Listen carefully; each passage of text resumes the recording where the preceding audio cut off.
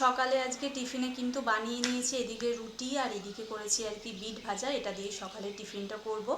তো ভিডিওতে আরও একটা কথা বলে রাখি, যে খাবারগুলো দেখাই বা যেগুলো আমার লাইফস্টাইল শেয়ার করি বা যে খাবারগুলোই বলতে পারো, বিশেষ করে কিছু কিছু মানুষ এমন কমেন্ট করে যে জীবনে কোনো দিন খাওনি, কেই বা দেখতে চেয়েছে তোমার ভিডিও বা যাই হোক, এরকম ধরনের কমেন্ট আমি পাচ্ছি। তো সেই জন্যই বলে রাখি, যার ভিডিও দেখতে ভালো লাগবে না সে শেষ পর্যন্ত কি খাচ্ছে না খাচ্ছে তার তো কোনো দেখার দরকারই নেই।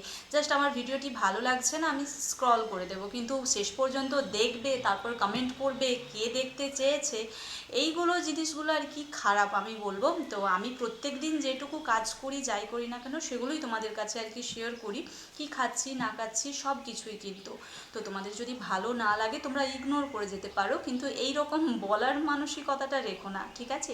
আর এখনকার দিনে সত্যি কথা বলতে মাংস না খাওয়া মানুষগুলো খুবই কম, তো সেই জন্যই বললাম।